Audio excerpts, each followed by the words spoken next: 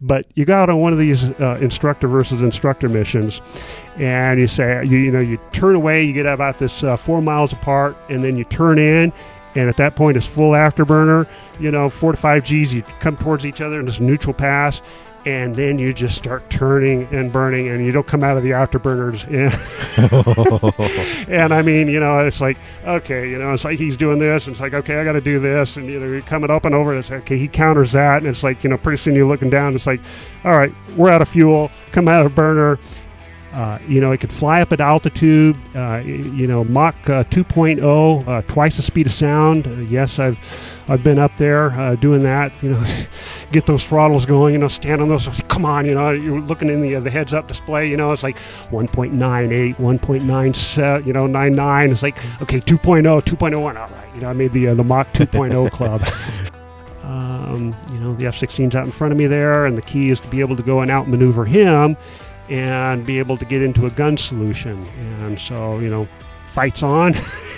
And here's this F-16 out in front of you, and it's like he pulls this bat turn 9 Gs, and it goes right across your canopy, and it's like, okay, I better get with it. You slap the controls in, reef back on the stick, and you got to get it just right. And there's a little audible tone in the jet that tells you, if you're about 90% of the available G, and then up to 95%. It kind of beep, beep, beep, beep, beep, beep, beep, beep, beep, beep, beep. And you want to get that high rate beep, because now you're right on that verge of 9 Gs, the maximum that the jet can give you there. High aspect, okay? But if somebody's done a little bit better job, you've got a little bit of an advantage on them, okay? A little more energy. A little more energy, all right? But, you've got to go and watch what the guy's doing, because if there's too much distance and he pulls his nose on you, he's got a shot, right? So you can't let him do that. So, you watch him, and he sits here and starts pulling his nose. It's like, okay, I got to pull my nose and defeat that. You got to min-range it, okay? So for someone that's not in the military, how can they better improve and develop their discipline? Hello, my name is Jared Garay, and welcome to the Humans in Harmony podcast, where we learn about the interconnectedness of the mind, body, and spirit. Today, we're joined by another incredible guest, Dr. Terry Armstrong, who is a retired Air Force fighter pilot, served 20 years in the Air Force, and he was my mentor and professor at university. So thank you so much for being here, Dr. Armstrong. It's an honor to have you. Thank you, Jared. It's an honor to be here. Thank you. You got it. So why don't we just get into the good stuff right away? I know everyone wants to hear about your story of becoming a fighter pilot. All right. Well, where to begin with that one, I guess. How about what sparked your interest? Okay. So I guess there's probably a few things. Sometimes maybe it's one thing in a person's life that kind of sets you on a path, but I would say there's probably a few key things in this case. For one, my dad was in the Navy, enlisted in the Navy before he ever got married, and he always thought that the officers had it great. So, when it came time to have a son, which was me, he said, man, you got to be an officer in the military because, him being enlisted is like the officers really had it good. And I would say somewhere probably about my junior year in high school, one of my friends came up to me and said, hey, there's Air Force Academy, maybe we should see about applying there. And I go, that sounds like a good idea. Being a pilot, you could kind of use your mind, your hand, your reflexes, all that sort of thing. And so I applied to the Air Force Academy, ended up getting accepted there, and then that's more or less what set me on the path. Wow. Awesome. And who knew what that would unfold to become? So why don't you just take us down that journey, because you don't start in an F-15. Oh, for some context, Dr. Armstrong flew the F-15 Eagle, which at the time was the top dog, best air superiority fighter of its time. So you don't just start in that bad boy. So how did you get there? Well, so going to the Air Force Academy, as long as you're pilot qualified physically, mentally, all that sort of stuff, you're pretty much going to have a pilot slot. Now, if you do well and you do well in the flight screening, which is basically in a Cessna somewhere around your senior year, then you more or less get to pick which pilot training base you go to, and kind of the top of the line there was they call it the Euro-NATO Joint Jet Pilot Training Program, kind of a mouthful there, in Wichita Falls, Texas. And as long as you go there, you're pretty much guaranteed to have a fighter, and that's what I wanted as a fighter. So I went there. I got accepted to that program. I did well, and I didn't get my fighter. Oh, man. And the reason for that is because they at Shepherd Air Force Base, they choose one or maybe two of the the graduates that they like. I don't know why, but apparently they liked me, and then they keep them back as an instructor. Oh. So I was a little bit delayed getting to the F-15 and started off my flying career as a T-38 instructor. So I did my pilot training, did about 3.5 years as a T-38 instructor, which lots of great stories there with some of my friends flying around. As a young 20-something-year-old lieutenant, they give you the keys to the jet, take off on a weekend. I mean, every other weekend, it's off we'd go. And my friend JR and I, we did a lot of flying together. And you name the base, anywhere you could go within about a couple of hops, as we would say, right up in the point that he started getting serious about one of the nurses there at Shepherd, and she moved down to San Antonio. And she said, Terry, let's fly down to San Antonio again. It's like, JR, I'm tired of going down to San Antonio, okay? But so I did 3.5 years of that. Wait, so you could just take the keys and fly the jet wherever you wanted? It was proficiency training.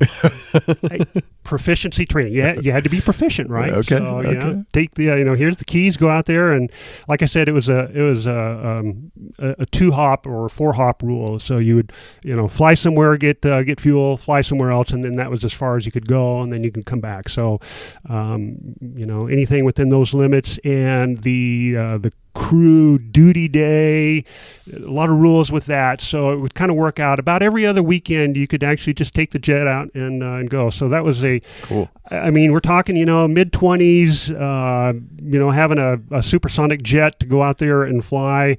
That was a raging good time. So can't argue with that. When it was close to getting my fighter assignment, the wing commanders, of course, they like to fly with the young lieutenants and see, how these guys fly. And so it was kind of my turn, and we were kind of called the seeing eye lieutenants as well, because, it's like we were proficient, and the colonels that were in charge, they didn't fly as much, so they always put us with some of the young lieutenants like us. And we would keep them straight on everything. So it came time to fly, and he had to go out to, I want to say it was Davis Monthan out in Tucson, Arizona. I think that's what it was. And it was kind of a long one hop. He had a timetable. He had to get there for a meeting.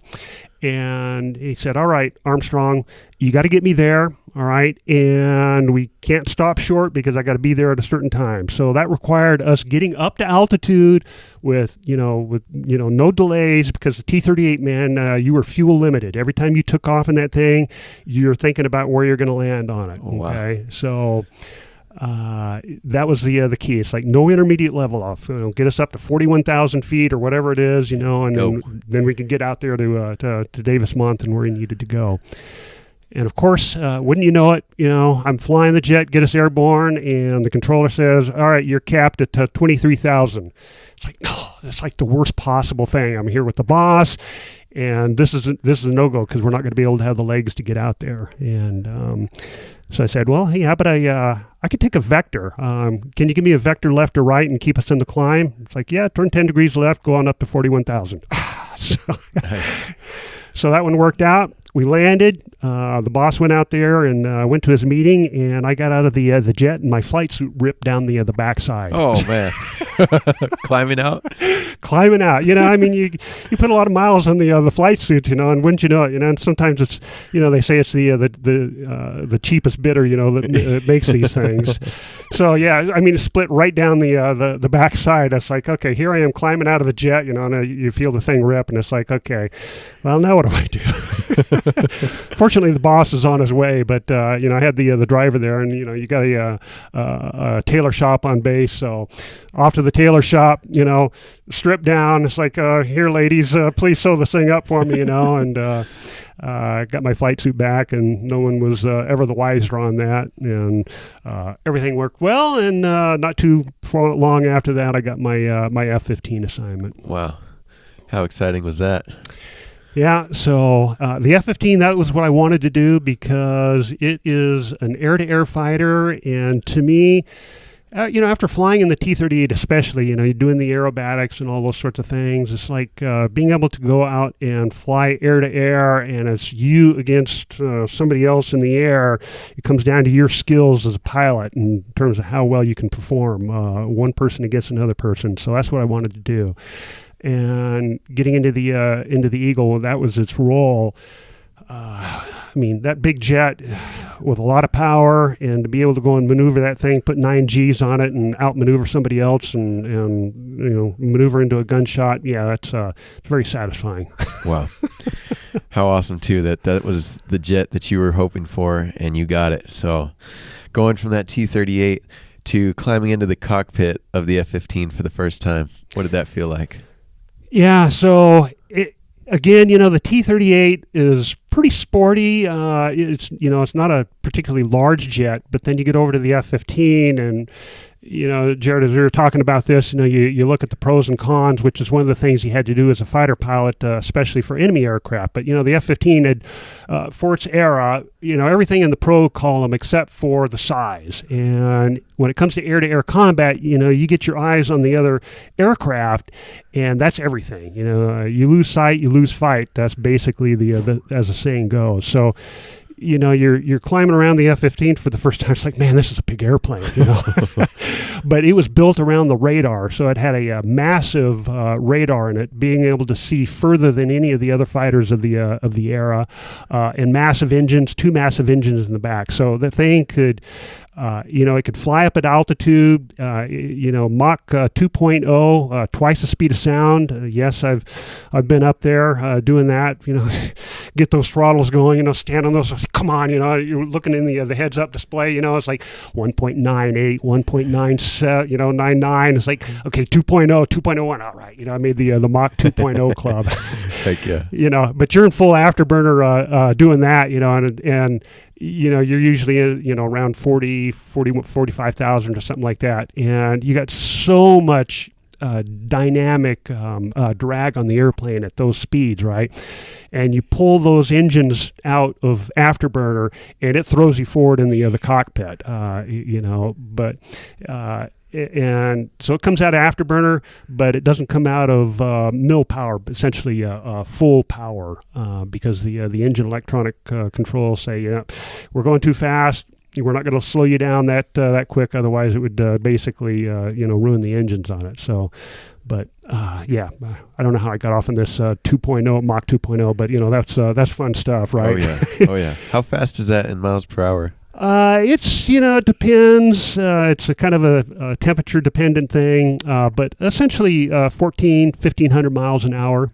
Okay. You're cooking. Yeah, and that's exactly what you're doing. You're cooking both in terms of speed, and you're cooking that fuel. So when you're up there doing this, you're not going towards the base because you don't want to drag a Mach 2.0 sonic boom towards an entire city. So you're going away from the base.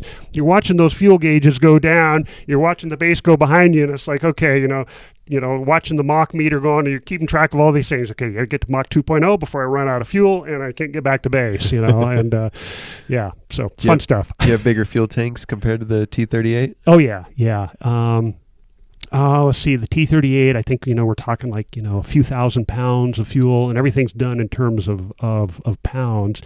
And the F-15, internal, I think, was 12 to 13,000. And, way more. Yeah, way more. Well, you got two engines, right? Well, they both had two engines, Okay. but the engines on a T-38, maybe they're a little bigger than that, Yeah. But compared to the F-15, where they're massive. Those Pratt & Whitney F-100 engines, 25,000 pounds worth of thrust a piece. They in full afterburner they suck down the fuel. Oh yeah.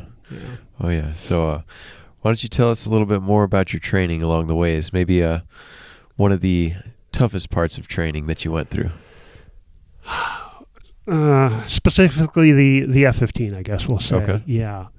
So, it's flying the F-15, the flying part is kind of taken for granted, right? By that point, you're a pilot, you're a proficient pilot, and now, you have to learn, all the knowledge you have to keep in your mind as a fighter pilot. First, you have to be an expert on weather.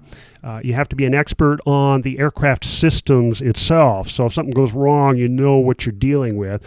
All the emergency procedures, just any abnormal procedures. Instrument flying, which means if you're flying in weather, okay, how to be able to go and do all those procedures, and then all of the weapons and tactics and stuff like that. So the training, the training was about 6 months, okay, and you're learning everything about the aircraft, the threats that you're going to face someday. So there's a lot of studying that goes along with that, okay. It's just a lot on your plate, and it all comes at you pretty fast. And there's not a lot of room for error with it either. The emergency procedures is always the way it's been in the flying career. There's certain emergencies, they call them boldface. It's written in bold print in the manuals that you've got to get that 100% correct. Okay, so if you're tested on it and you get like even one word wrong on it, you're busted. And hopefully that's just for the day, right? Not much more than that, right? Man, so. It was more on the mental side, just overload of information. That was the most difficult part of training. A lot of information that you're keeping up with, and of course, flying the jet itself. You and I talked a little bit about, just being able to go and get the thing started. I mean, the aircraft these days are a little bit different, but we're talking. This is still kind of a little bit of the older technology where you got to throw a switch and get things turned on.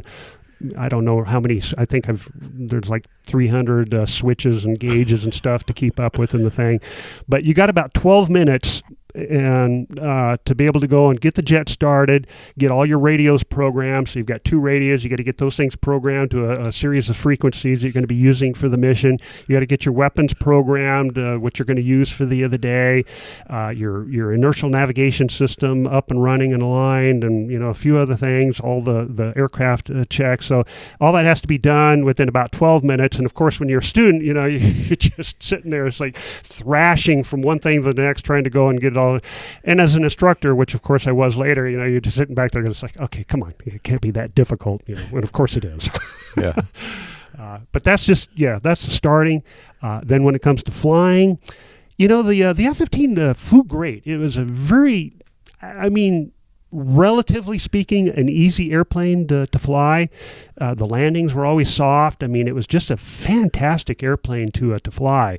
Employing it took a lot of work, right? Okay, because now, and we were talking about when I went up against the F-16 as a student, right? And you practice starting in an offensive position where you've got the guy who's playing the bad guy out in front of you, and then you also practice it with the bad guy behind you. Okay.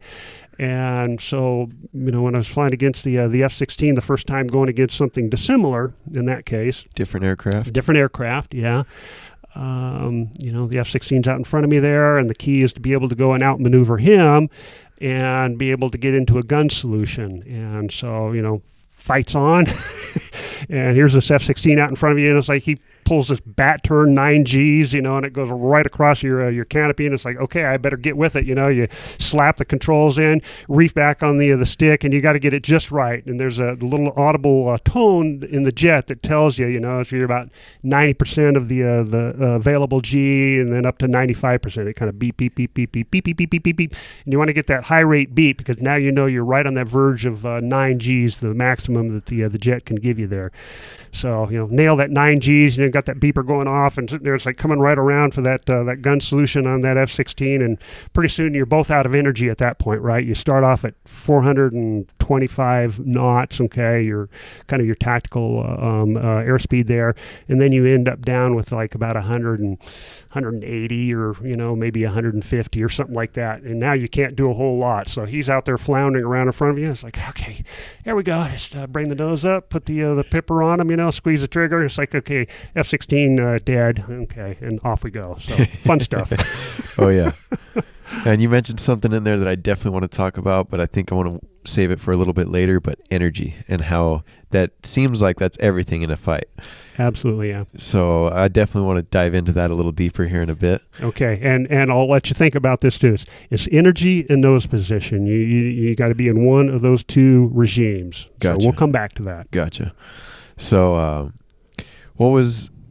I think I know the answer to this, but what was your favorite part of training? Favorite part of training? Well, I don't know. If you know the answer to it, you should tell me. So I say flying, but... Yeah, flying. Yeah, it's the thing about being a pilot, I would say a pilot in general in the military, okay, and in particular the fighter pilots, but all pilots, it's very mission-oriented, right? So, and you're amongst your peers, okay, and especially in the Eagle community, we always used to say we eat our own, right? It's like you don't get away with sloppy business, okay? So your flying has to be good. The best of the best. Yeah, your weapons employment, you can't be making mistakes. So you are always on your game, okay? Always got your game face on, always on mission. So it's a serious business, okay? Okay. And there's times, when you go out there and it's, it's fun, but yeah, you're pretty busy with what you're doing. I would say the not necessarily in the training, but later on as an instructor, okay? Okay. To best answer your question, the favorite is on a Friday, Friday morning, late Friday morning, because Friday afternoon you're gonna have the day off and stuff. Fighter pilots go to the bar and hang out and talk their stories of the week. But you get the sortie, the flights where you got two instructors. They're gonna go up and fly against each other. Now you got two similar match jets, two similar match instructors. And you know what the game is going to be. It's a neutral setup, and may the best man win. Ooh. And that sounds fun. And it is. It's the average sortie length in the F-15 can vary based on the type of mission, right? If you're doing an intercept where not using a lot of afterburner stuff, an hour and a half, even upwards of 2 hours in some cases. Okay. But you got on one of these instructor versus instructor missions, and you say, you turn away, you get about this 4 miles apart, and then you turn in, and at that point it's full afterburner, 4 to 5 Gs, you come towards each other in this neutral pass, and then you just start turning and burning, and you don't come out of the afterburners. And I mean, it's like, okay, it's like he's doing this, and it's like, okay, I got to do this, and you're coming up and over, and it's like, okay, he counters that, and it's like, pretty soon you're looking down, it's like, all right, we're out of fuel, come out of burner, and these missions are like 20, 30 minutes long, and it's like you come out of that, and you spent your whole time between 5 and 9 Gs and never came out of that, and just sweating pouring down you. It's like, man, that was a good mission. Wow. And you end up with what we call G measles after that. G measles. G measles, yeah. When you go out in those high G missions like that, the capillaries in your lower extremities, like along your underside of your arms and around your waist, basically burst. So you end up with these little red dots all over you. We called them G measles. They go away in a day or two. You go, man, that was a good sortie. That's how you know you were in a good one. That's how you know it was a good one. Yeah. Wow. This sounds a lot like jiu-jitsu, a 1v1 battle, but except you're flying $1 million machines. yeah, very personal. Yeah, so jiu-jitsu, very, very personal, sort of, matchup. Okay. Yeah. And same thing with flying the fighters like that. Yeah, it's a very personal matchup when you're doing those sorts of missions. Yeah. Wow. I know in jiu-jitsu, there's people that I'll go against, like a brown belt or a black belt. There's zero chance I'm going to beat them. Yeah. Zero. Was there people like that as a fighter pilot, like an instructor or something, that no matter how hard you tried, even with luck, you couldn't beat the guy? That's a really good question. The easiest first answer on that is everybody was very good. All right. And there's a lot of selection process to get you to that point, right? Okay. And everybody in the community, very professional, very highly trained.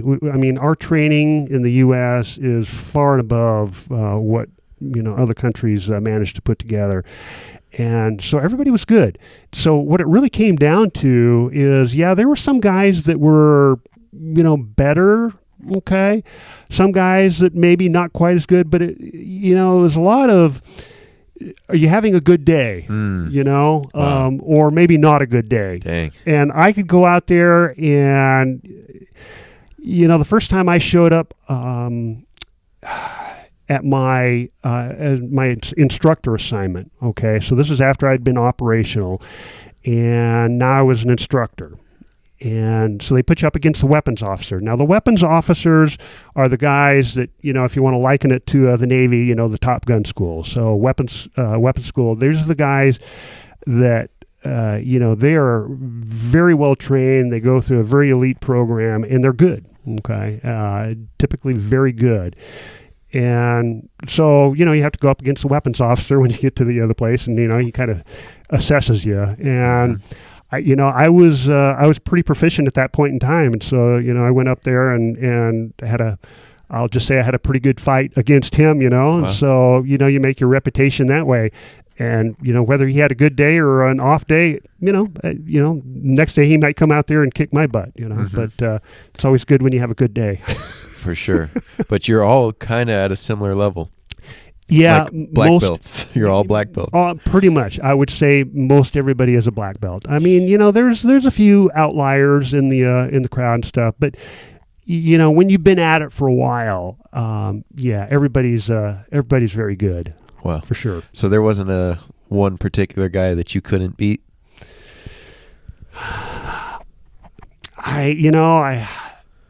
So, if you got that guy, it's like, I got to beat him, There were some guys that I flew with that were very good, and I got my butt kicked, but I've gone out there and I've kicked a few butts too. So I can't, all I can say is that there were some good guys out there, and I could name names, that they were great, and I'm just, happy I had the chance to fly against them, because Awesome. every mission. Every time you strap on that jet, you're learning something, and For sure. the guys who are really good, you go up there. I remember when I was out in Kadena, I flew with them as an attached pilot, and they were doing things different than we had always done at Eglin and Tyndall and stuff, on these, we call them these 3,000 foot offensive setups. You're 3,000 feet away, which is pretty close. All right.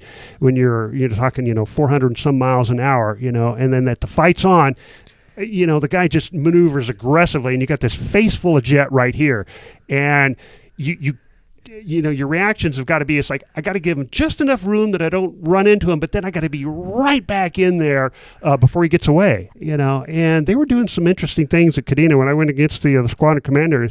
Like, he turned that thing into me, and then all of a sudden he's rotating again, and it's like, okay, I seriously am outclassed at this point in time, and it took me a while to go and figure out. It's like I don't know why they weren't ready to go and divulge their technique, but you figure it out. There's only so many things you can do. It's a little unconventional. You hadn't seen it before, right? Yeah, it's but like, once okay, you that was a figured new it one. out, Yeah, it's like, okay, give me another chance. I didn't get another chance. Oh man! One of the things you mentioned is whenever you're booting this thing up, there's so many systems, like so many and us, we're both engineers, so that's some of the things we're interested in is all these systems. How do you trust all those systems are going to operate every time you fire up that jet? Well, again, we have a very professional force out there. So the maintainers that keep these jets flying are fantastic. They are hardworking. They're out there on the line and they sit there. You come down from a mission, and if something's not working, you write it up, you let them know, and they're on it. They'll sit there and work through the night, long hours, to be able to go and get those jets ready on the schedule. And they do a good job with it. Now, sometimes we don't have the parts for it, and that would take jets off the schedule. But everything from the if you want to go back to the engineering process, it was McDonnell Douglas that designed the F-15 back in the the 50s and 60s sort of thing, and it was well designed, okay, and it's got thousands of hours on the jet. The maintainers have done a great job with it. So yeah, you go up there and you trust it, and if you don't and it lets you down, you've got an ejection seat, which is kind of a nice backup. That is good to have in your back pocket. Yeah, it's good as a backup. I've never had to use it. I'm happy to say that. And there's been times flying over the North Atlantic, in winter, looking at those, massive swells with icebergs floating out there. It goes like, I'm glad I'm not on a ship, and I'm glad I've got two engines here, and those things are running nicely, because I wouldn't want to go down in that. Yeah. Oh, yeah. Another thing about the systems, do you have a favorite system on the F-15? Maybe a system or a piece of hardware? Well, okay, so that's an interesting question. Now, when you talk systems on the F-15, I mean, you're talking weapon systems, you're talking flight controls, you're talking hydraulics, electronics, the environmental control system, the list goes on and on. But I guess I probably have to point out the hydraulic system on it. Now, this is an older aircraft where things are, flight controls are run by hydraulics and stuff like that, okay? And there is an electronic system on top of that, but it's been said, okay, kind of in the community, that the hydraulic system was genius, because you could have failures in so many different parts of the system, and it will keep working the way they got it, the way they organized it and designed it. So yeah, it's very good. Didn't we go over that in one of your classes? You're absolutely right, we did. Yes. Systems engineering. Systems I engineering. used the hydraulic system as one of the examples on it, and had you guys work through that, And like backup reservoirs, backup pumps, backups for everything. Exactly. Yeah. And I mean, it was genius in the way they cross-linked stuff, and they had the reservoirs and the way they did the pumps and stuff like that, because you could get a leak over here, it would sense it would shut it down. You always had flight controls and the ability to control the jet right up to the point you just completely ran out of hydraulic fluid if you had a leak in the absolute worst place. Wow. Yeah. And that's so if you do take a hit, you can still be potentially functional? Yeah. I mean, very very battle damage sustainable aircraft. Not that it's really, I'll take that back. It's not that it's really, the aircraft is undefeated in combat. So the F-15 is absolutely undefeated in combat. But there was a case with the Israeli Air Force where they basically had a midair, and it took one wing off. Okay, so it sheared off the wing, an entire wing. Okay, right? You got a wing on each side, and it sheared off one wing, and he still landed it. What? Seriously? A missile? No, it was a midair. It was a midair. So they What does that basically, they ran Collided? two airplanes together, and it sheared off the wing. I don't know what happened to the other airplane, but it was And he landed that thing. landed the F-15 with basically half a wing or one wing, whatever you want to call it. So yeah. Wow. So yeah. That's a heck of a stat right there. And there's another story, and I do know the people involved with this, and I'll repeat the story, but certainly not the names on it. This was they're going up to Alaska, and normally you have inert weapons for training, right? Okay, but in this case, they had a captive carry live heat seeker on the jet.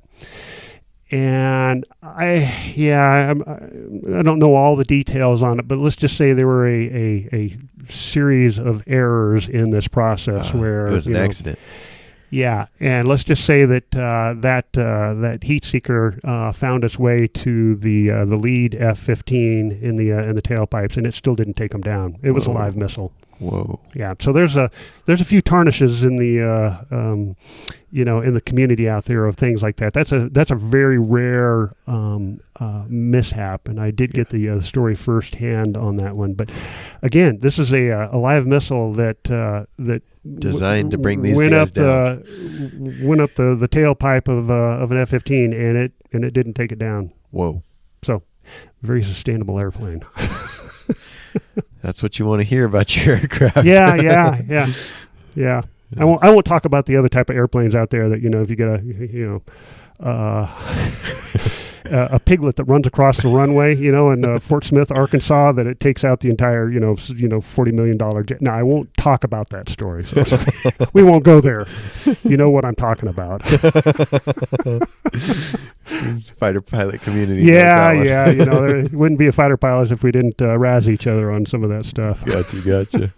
So we mentioned this earlier, energy, and how crucial energy is in a fight.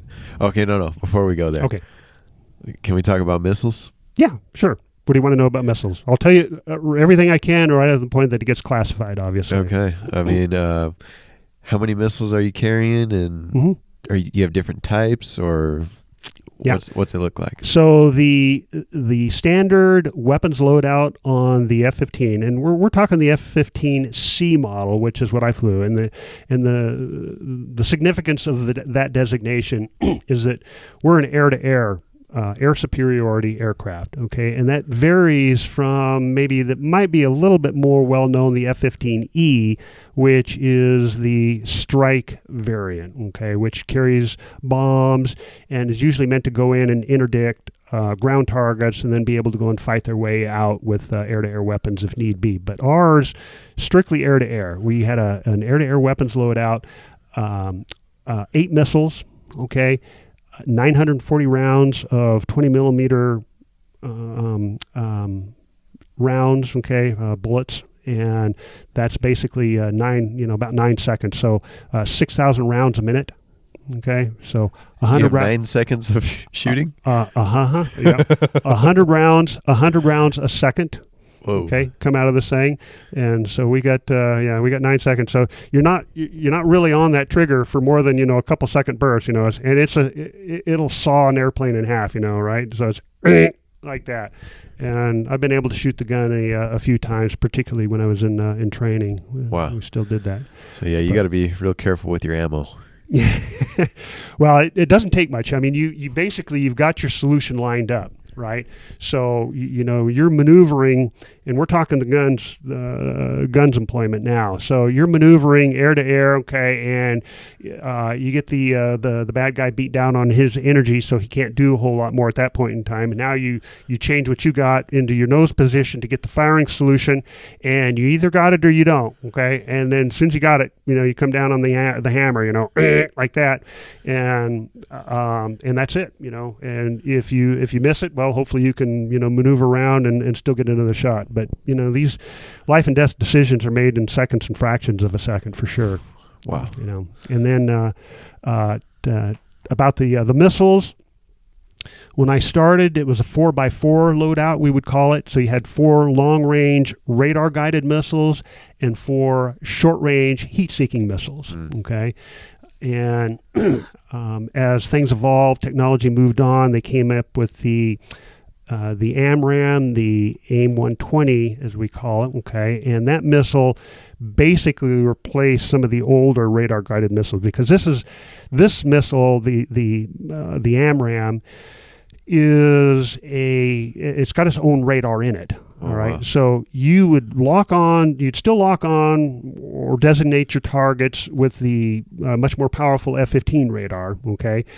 And then you could, you launch your weapon, your AMRAAM there, and then it would data link. It would data link to the missile and say, the target's still here, the target's moving over here, and so the missile would make course corrections based on data link from your aircraft. The plane. And then when it gets close enough, it says, okay, I'm good. I don't need any more data link information. I can open my own eye with my own little radar. And now it's basically fire and forget at that point in time. So now you can go off and do something else. And this missile's got its own radar and it's homing in on it, and takes it out. Dang. Fantastic missile. Yeah. Sounds pretty awesome. Yeah. And, the way we employed it, and maybe we might get into the red flag missions and stuff. It's just raging good time. But we'd start out as the air-to-air players. We would be basically the first to cross the line. Okay, and we're kind of talking the red flag stuff. Yeah. So it's the red flag is basically our big, large force training exercise out north of Las Vegas in Nevada. Okay. And, the air-to-air guys like us, we would get up first across the line and get up into the mid 40,000 feet, going Mach 1.5, Mach 1.6, something like that, and take our long-range shots against, the simulated bad guys. Well, when you ever look at, the live missile shots that are taken, okay, from the AMRAAM at those sorts of parameters, the missile comes off, and then it does this lofting profile. And so when it comes down on its target, you may be flying along like this as an enemy or something like this. This missile's coming down on top of you, Whoa. and it just basically skewers you in the canopy, So that's the long range version of it. The short range, you take it and it's basically a guided missile, guided bullet coming right towards the guy. So you got to aim those pretty good. It's a matter of locking up the target. Okay, so aiming is maybe not quite the right word, because if you're maneuvering, you use the radar, and you can put it into an auto acquisition mode where it scans. One of my favorites we call a vertical scan. So it scans along like this. So if I see a target over there, I basically just roll and put them out the top of my canopy, and the radar is going to sit there and do this, and it says, oh, I see something, and it locks onto it, and then I check and see whether I've got the firing parameters and stuff like that. It's like, good, and down on the pickle button, and off it goes. Yeah. It's fascinating. It sounds like a great time. I'm like here just imagining it. Oh man. No, you mentioned it again, energy. Yeah. And I want to talk about this because, again, as engineers, we deal with energy a lot. And I remember you talking about this in your classes about how fighting in an aircraft comes down to energy. Yeah. How so? So in particular with air-to-air combat, all right, and what really makes the difference between an experienced fighter pilot versus maybe an inexperienced fighter pilot is you always know what you need to do with your aircraft, and you always know what regime it needs to be in. You have systems for everything. Yeah, so there's no in between. There's no 2 to 3 seconds of flying around in this what am I doing sort of thing, right? And so I'll characterize that as energy versus nose position, and that's always what we were working for in the fighter community. Okay, so you are either gaining or maintaining energy because you're going to need it later, right? So you don't want to give up any, you got to keep that energy, okay? And then when you've got the kill shot coming, right? You go, okay, he's out of energy, he can't do much, all right? Now you're willing to trade that for your nose position, okay? So now you say, all right, I've got an optimal energy state, but I'm going to go ahead and use it now and pull my nose over here to get a firing solution, okay? Close in that shot. Yeah, and then you get that shot. And then as soon as you're done, you've got it, you back off the stick, okay, so you can accelerate and get back up to, 350 knots, okay, which is, pretty decent energy state. So this nose position, it's basically lining up your aircraft, pointing at them so you can take the shot. Yeah, basically, Okay. yeah. And then your energy, how do you conserve your energy? How do you produce your energy? What are some of the ins and outs about that? So when you're in air-to-air combat, and again, we're talking visual flying against, another aircraft, right? Okay, so, you're doing your best to outmaneuver this guy, and he's doing his best to outmaneuver you. Dogfighting? Okay? Dogfighting, okay. So there you go. Yeah, dogfighting. we called it BFM, okay. Basic fighter maneuvers, but yeah, dogfighting. Gotcha. That's what everyone wants to talk about. Yeah, it's the dogfighting, right? Dogfight. So... I kind of told you about the two instructors that would go up on a Friday, morning or afternoon like that, and you get 4 to 4.5 miles apart, and then you turn towards each other, right? Okay, and you pass, and not to be a little bit trite about it, but they did that sort of thing on Top Gun a little bit, so the people who've watched that, you can kind of see that, that high speed pass right there. It's a neutral pass because nobody's got any advantage at that point in time, right? Okay. Once you pass, it's game on. Once you pass, it's game on. Exactly. Okay. And the key is you got to keep them in sight. All right, and you got to manage your airspeed because if you're too fast, all right, you've got this large turning radius. Okay, and now you're just basically a sitting duck because he can just maneuver inside of that. So if you're and I've been there. I was sitting in the back of an F-16, and watching this guy go to emerge, and he's at 500 knots, and I'm just sitting there. It's like, okay, this is an F-16. All he has to do is just pull back as hard as he wants, and the computer will say, okay, I'll give you 9 Gs and nothing more. And I'm going, okay, this is going to hurt because he's 500 knots. He's going to reef back on this thing. We're going to be at 9 Gs for the the next 5 seconds. And sure enough, 9 Gs. Boom, here we go. But he's at 500 knots, and it's it's like a 5,000, 6,000 foot turning radius, and it's just huge, and you can easily maneuver inside of that. So for us, we wanted to be right at about 425. That's optimal. Okay? Miles per hour? 425 knots. So that's about, a little more than miles per hour, but call it the same thing. Okay. 425 miles an hour. All right. That's your sweet spot. That's the sweet spot. Exactly. And because there you've got, we had something called corner velocity, which is where you can pull maximum G and get your maximum turn and stuff like that. And it's a little bit slower than that, but you always want a little extra energy, right? Okay. Not enough that you're going to go and over G the jet and have too large of a turn circle. So yeah, 425, and you put on this 9G turn. Okay. And if you're at 9 Gs and at that airspeed, you can't get inside of that turn circle. You just can't do it. That's right? as tight as it gets? That's as tight as it gets. And so now you have to go and, you got to manage your energy such that, when you pass again, and it's, a fighter pilot can't do anything without using his hands. So I've got one hand tied behind my back, holding the microphone here. Really the desire is to get up here and maneuver. Okay, I can't do it. So, it's a turning fight, right? So, you turn, you can imagine you have this high aspect pass, as we call it, okay? No advantage. And you make this next turn around, okay? And the next turn is also relatively high aspect, okay? But if somebody's done a little bit better job, you've got a little bit of an advantage on them, okay? A little more energy. A little more energy, all right? But, you've got to go and watch what the guy's doing, because if there's too much distance and he pulls his nose on you, he's got a shot, right? So you can't let him do that. So, you watch him and he sits there and starts pulling his nose. It's like, okay, I got to pull my nose and defeat that. You got to min-range it, okay? And I think, was it Hunt for Red October? One of those things, they did the same sort of thing on the sub. You got to min-range those weapons, all right? So you do that.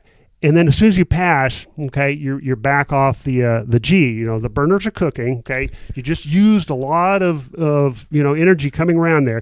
If you pull too much, okay, and you got down to like 300, okay, now the airplane's buffeting, and you're just going to start losing airspeed. 300, 280, and now you're just basically a fish floundering around in the water. So you keep that, at 350 by holding maybe only about 5 Gs on the jet, and you do this for a few turns. You're basically standing on the rudder pedals. Okay. trying to keep up with that because it's physically taxing on you. But you come around, you maintain that energy. You use that energy when you need it, and then as soon as you don't need it, you're right back off, and you're gaining that energy for the next pass coming around, maintaining, gaining a little bit, using it, and the fighter pilot who's able to go and do that, work between those two states efficiently, more so than the other guy, he's going to come out and win that fight. Wow. The more I hear you talk about this, it sounds like jiu-jitsu to me. Yeah. Same thing. You got to maintain your energy. If you blow it all early, the other guy's going to destroy you. So you got to maintain your energy the whole time. And then once he's out of energy and you got that chance to take your attack, that's when you can exert a lot of energy to finish the attack. So. Absolutely. I mean, it makes perfect sense, right? I mean, you got to know how the fight's going. You got to know what your energy state is, how to maintain it, assess what the other guy is doing. And I mean, that's how you come out victorious on it. Wow.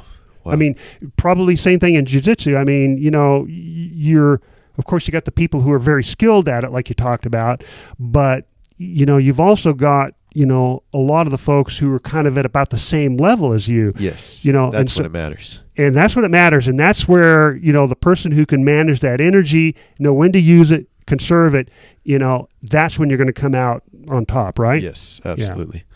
Yeah. Absolutely. And when you're talking energy here, is it mostly you're saving your potential energy? And then that's like, okay, now to use that kinetic energy whenever the time comes. Right. Okay. Yeah. Well, so now we're going into the more of the engineering world, right? You got two primary forms of motion energy, which is your kinetic and your potential energy. Okay. And yes, you have to be able to go and use both of it. So if you want to call your airspeed that I've been talking about, the 350 knots, 425 is your kinetic energy. Okay.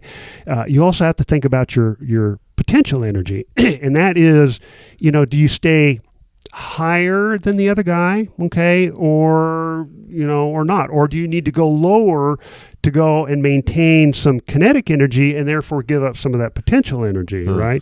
So it's a three-dimensional world when it comes to, flying the fighters. And, you got to be able to go and use both efficiently. And that altitude's a benefit because you can use gravity as an advantage to gain some speed quick. That's right, yeah. Okay. And the Eagle actually shines at the higher altitudes because of the wing design. It was made for that. So, we can fight at I won't use the terms that we use in the fighter community, but the 15 to 25,000. That's where all the action happens. Okay, whether it's red flag or training, so it's like that. So we did quite well, in that 20 to 25,000 feet. We could maneuver fairly well. Where so the other airplanes, a little bit lower altitude and stuff was a little more suited towards them. Gotcha. Yeah. So like going against the. Should I tell my F-15 story? Please. Yeah. So having flown against the F-18.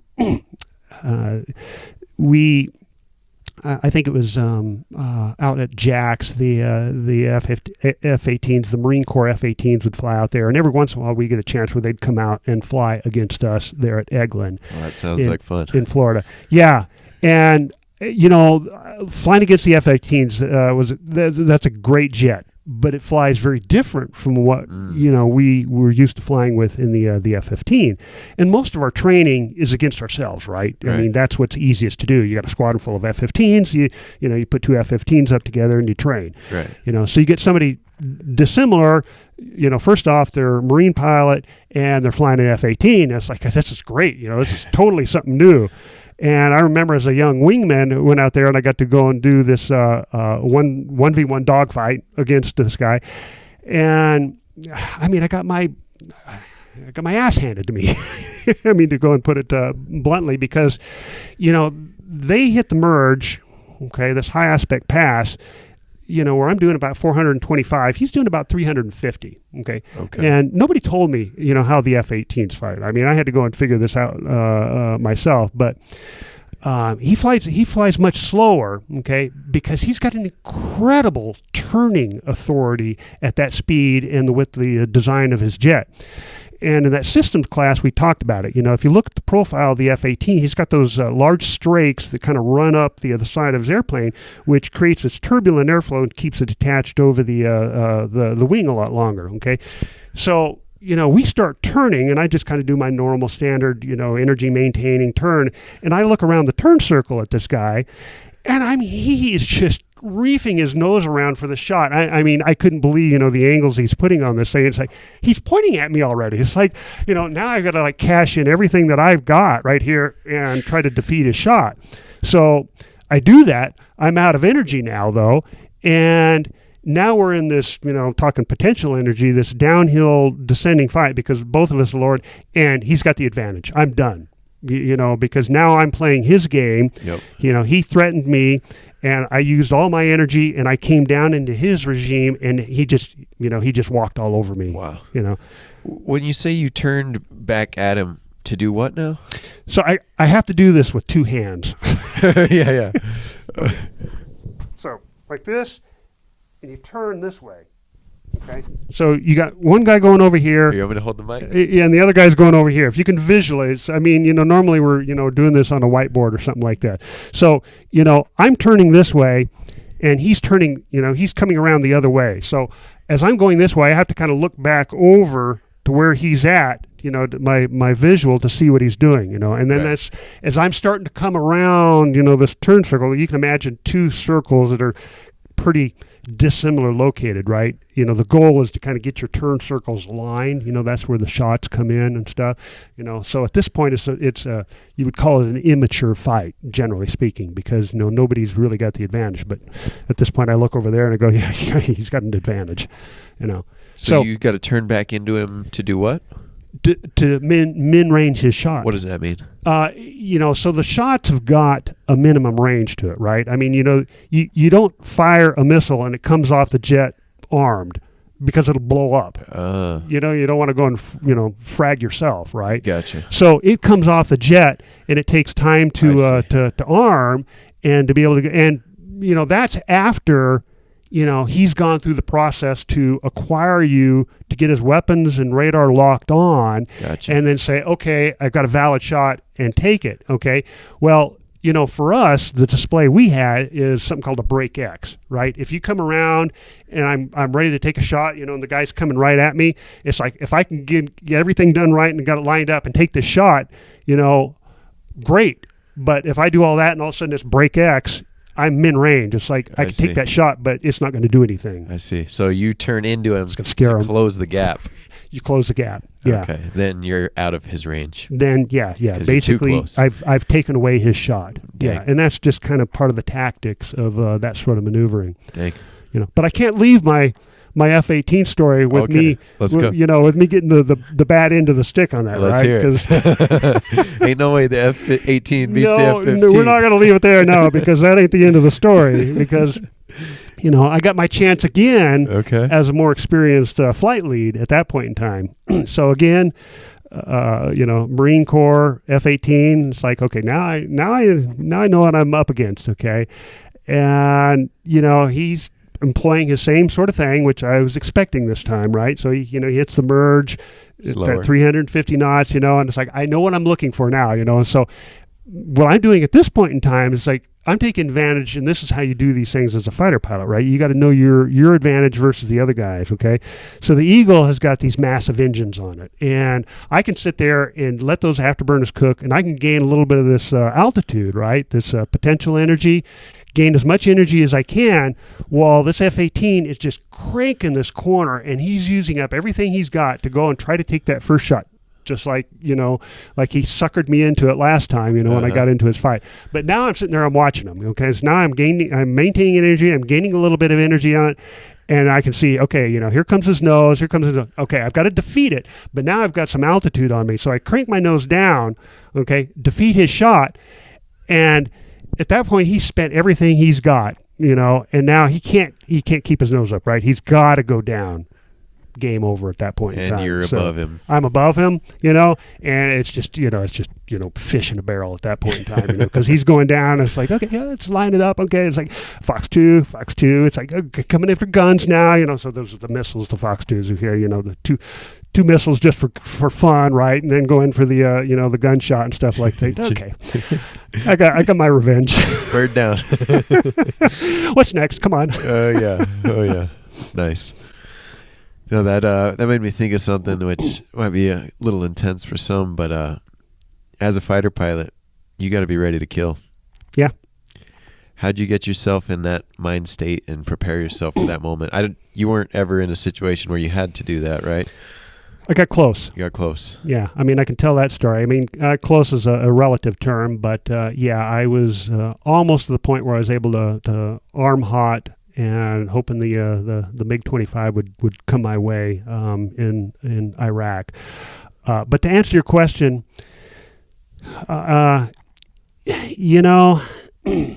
you train for it, right? And I don't know if you go down that path and have second thoughts about that sort of thing. I mean, I don't consider myself a particularly aggressive killer type of mentality. I mean, none of us are. It's a profession, right? It's a professional sort of thing. You have the mindset that this is what you're trained to do. You do it for your country, right? You do it under orders, under rules of engagement. So it's just it's just a profession. It's just part of the job, and everybody in the community, wouldn't hesitate. I mean, it's exactly what you trained for. It's exactly what you would do. I mean, it's funny, every once in a while I meet up with some of my high school friends, right? And out at Sun River, I flew my little airplane out there, and he was out there, and took a picture, put it on Facebook, and he came back and said, "Hey, a little bit of Facebook, love for you here." It's like because he said, the nicest guy back in high school, right? Okay, and one of the other gals replied, "No, 2 of the nicest guys." So he was a pretty good guy too. So I mean, I consider one of the nicest guys back in school. So I mean, to be able to go and think that I'm the type that would go out there and be ready to kill somebody. Well, I don't really think twice about it. I mean, that's what you're trained to do. You do it within the parameters of your profession, and you do it because everybody else that you're fighting with, their lives depend on you. That's a great point. So point. The United States hasn't been in a serious conflict where we have air combat since Vietnam. Since Desert Storm. Desert Storm. Yeah. So how do we still maintain that skill in sharpness of craft in our fighters without having actual experience? So our training, it evolves both in terms of tactics. It involves in terms of what the enemy threat has with their arsenals, and it evolves with what we have in terms of technology, okay? And the basic answer to that is that we have squadrons of aircraft, right? So, I mean, just take, for instance, like when I was assigned at Eglin Air Force Base there in Florida, you've got a squadron. It depends on the time and stuff, 18, 24 jets, whatever, okay? And you fill that schedule, a week's worth of flying with those jets.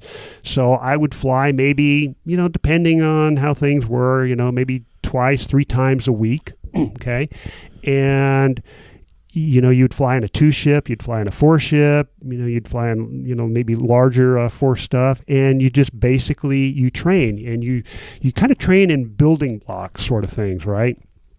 And I'm talking operational training here now, okay, not some of the basic stuff where you learn how to do intercepts and all that, but the dog fighting, the basic fighting maneuvers where you're going up one against another, okay, you train that. And then you have something called ACM, Air Combat Training, where you work as a team, flight lead and a wingman against one adversary trying to go in and better you. Now you work as a two-ship to how to defeat him. And then, we'll put up 4 airplanes where you split off 2 as the bad guys, 2 as the good guys, and then you practice employment that way. So, you're doing this all week long, every day. I mean, that's your job, is to learn how to employ against what we understand our adversaries to be like and how they would fly. Wow. Are you ever put in a scenario where it's you versus 2 enemies? Like you by yourself with 2 bad guys? Typically, no. Okay. Because the fighting element is really, 2 or 4. Okay. Now, this has changed a little bit. All right, because now we're talking, again, the F-15 is a little bit older technology, where now we've got the F-22s, the F-35s. You've got much greater situational awareness than we had. We were just to the point where we were getting data link to where we could actually see with our radar could see. Okay, we could see the bigger picture in terms of where the bad guys were at, where the good guys were at, and kind of the whole battle space sort of thing on our scope. Okay, well, that's much more developed now, much more integrated. Okay, and some of the tactics that they're using with the F-22 is kind of more of a loose mutual support. So you're never going to go up just one airplane. You're just not going to do it. Okay. But you may not be as tied to your flight lead or wingman the way we were. Okay. And now, the flight lead may go out and engage these targets, where knowing exactly where your wingman is engaging these, but you may not have the same visual, a line of sight that we always had to keep kind of with the F-15. Gotcha. Have you seen the F-22 at air shows and stuff? Oh yeah, it's a beautiful airplane. Yeah. Fantastic. I would say I had a slight window of opportunity where I could have transitioned to it, but I kind of had my eye on retirement at that point in time. So. Gotcha. Yeah, it's pretty awesome looking plane. Yeah, beautiful, capable. Yeah, and the F-35, it's a little bit different mission, so it doesn't do quite the same thing as the F-22, but just fantastic technology that they've got in them now. Just fantastic. For me, it seems like the F-22 is the F-15's replacement. F-35 replaces the F-16. Yes, that's basically a fair assessment. Yeah. Gotcha. What do you think about the next gen? The next gen, in terms of what's after that? Yeah, like I know there's not much out there right now, but what do you see coming? Well, I mean, okay, I'll say one thing. The F-15 is getting a rebirth. Really? Yeah, the F-15EX. That has never been done in the history of military procurement. Whoa. Is to resurrect an old weapon system. Huh. Never been done. So I just have to say that. What can I say? I think I flew one of the greatest fighters of all time. So good that they're bringing it back. They're bringing it back. Yeah, it's because the production line has been kept open all these years through foreign military sales, right? And the technology has been incorporated. So the jets that have been going to to Saudi, to Israel, and Japan, all these different countries that do fly, Korea, that fly the F-15, they've kept up with modern technology. So, when you start finding out that how many billions are being spent on the F-35 and stuff, it's like, maybe it makes sense to go and reacquire the F-15 with the modern technology. And okay, it doesn't have the stealth and everything, but we can sure pack on a lot of weapons and stuff, and you don't need stealth all the time. That is true. So yes, that's what's coming. But I think, when we're talking fighters, I think we've kind of spent our dollars on the F-35. So there's probably not, there may be something out there, but I'm not privy to it. But gotcha. Yeah. You think how far away till we have unmanned fighters? It's coming. Yeah. Will it completely replace the man or the woman in the cockpit these days. I think the best answer is going to be a mix. Okay. I mean, there may be a point in the future where, you take the person out of the cockpit, but, I can't imagine, me having been in the cockpit, you have so much better awareness of, what things are doing when you're right there. Do I take that shot? Do I not? The ID looks good, but I'm not sure, what's my gut feel? It's some of that transfers, I guess, to sitting in the box and flying remotely and stuff. But, I think there's a role for all of it, Gotcha. Yeah. You've got your own plane. I've got my own plane. Can you tell us a little bit about that? You took my son and I for a ride today. That was awesome. Thank you. Yes. Glad you enjoyed it. Yeah. It's great to be able to do that. Yeah. So that is my little kit aircraft that I built. 1992 is when I started building it. It took me 5 years, so I got it flying in 97. It's called a Pulsar. It's a 2-seat, side-by-side, fairly tight fit, okay? Low wing, composite. It's got an 80 horsepower Rotax engine. It's a 4-stroke, 4-cylinder engine. I upgraded to some high compression pistons that I put in there, so it should be about 95 horse, okay? And yeah, I use it to commute. When I was teaching down at NMSU, right? Yep. Since I lived in Albuquerque, that was my commute vehicle when it worked out to fly down here to the Las Cruces airport and hop on the motorcycle, go down, teach my classes, and then when done, motorcycle back to the airport, hop in the airplane, go back up to Albuquerque where I lived.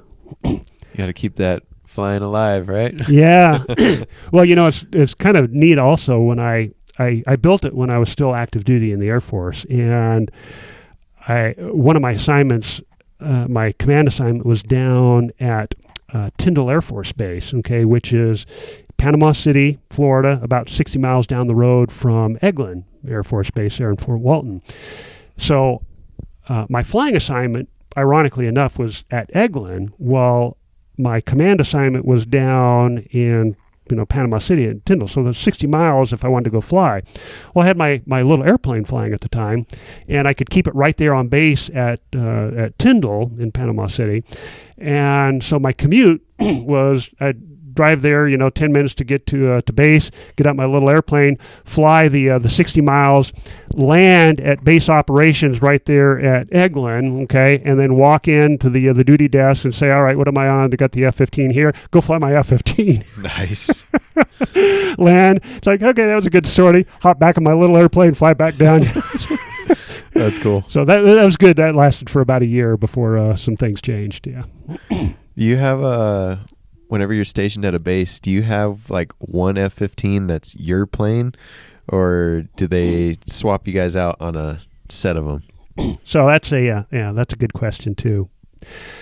So let's say a squadron's got, we'll say 18 aircraft, all right, and each of those aircraft are going to have a name on it. Now, there's going to be more pilots than there are aircraft, okay? And so that means not every pilot's going to have their name on an airplane. So usually it's going to be, it depends. The more senior guys are going to have, or gals are going to have their name on the jets. Okay, and that's a big deal. You get your name on the airplane. Now, whether you get your name's on the plane. My name's on the. I've had Captain Terry Armstrong and Major Terry Armstrong on the side of the jet. Right there. Yeah, Boom. Right there. So, yeah, got to like that. And so that's you fly that one every time? No. No. Yeah, no. So you fly the jet that is on the schedule. Oh. Okay. And there's a lot of things that go into that because the jets go through a maintenance cycle, things are wrong, stuff like that. So, out of those 18 jets, yeah, my name might be on one of them. Okay. But that is the last thing that determines what jet I'm going to fly. It's, Gotcha. It's the maintenance folks that sit here and say, all right, here's what we got. The jets go up on the schedule. If I happen to be on the schedule, if things work out nicely, then I say, hey, that's my tail number, and it's in my foreship, and maybe that's on line number 3, and I'm in line number 4 or something like that. Hey, we're gonna swap jets. I'm gonna fly my jet. So that's kind of the way that works. Gotcha. Yeah. Nice. Some jets fly better than others? Some jets fly better than others. Yeah, absolutely. They all have their own little personalities and stuff. Yeah. Nice. I can Yeah. kind of relate that to tractors. I mean, Yeah. growing up on a farm, some run a little better than others. Some run a little better. Even when they're the same. Yeah, even when they're the same. I mean, sometimes the radar is, you look at it, go, the radar on this thing just sucks, and it's like you got a mission that really requires a good radar. It's like, no, I don't want that one, and so give it to the wingy, I'm getting the one with the good radar here. Yeah. I need it. So you guys got your whole planes figured out, which ones are good at what? Yeah, I mean, you kind of, there's a few quirks that stand out like that, Yeah. but generally for the most part, I mean, they're all pretty similar, and it just, they get a lot of use and stuff, so things break. I mean, they're mechanical, right? So you come down from a mission and the radar breaks in one, and then or the radar warning receiver breaks or something, and they try to go and swap those things out between sorties, between missions and stuff like that. And then if you're looking at it, it's like, well, this one, the ECM, the electronic countermeasure suite isn't working. It's like, I don't need that for this mission. That'll be good. Take it anyway. Don't need a radar. It's just going to be BFM. Okay, it'd be nice to have a radar, but I can do without it. I would have gun him anyway. Throughout your career in the Air Force, what are some of the mindsets and mentality that you developed becoming a fighter pilot that carried over into your more or regular life? Yeah. Well, it's being a military person.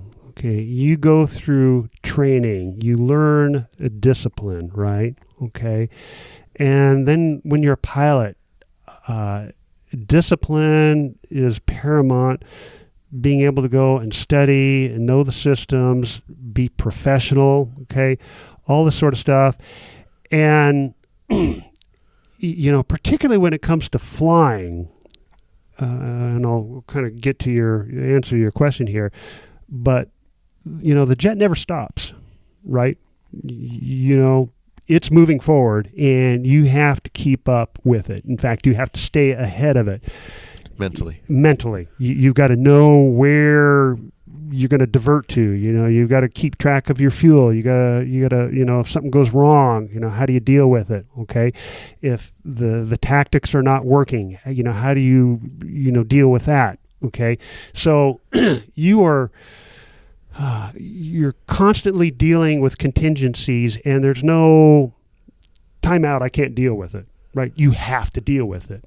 The jet doesn't stop moving. So, and in the military in general, you're just highly trained. I mean, you go to the, survival schools, you do all these sorts of things. So you walk away from the military, I would say, with a confidence in your abilities and your skills, and to more or less take whatever life could throw you, maybe a little bit better than somebody who hasn't gone through all that.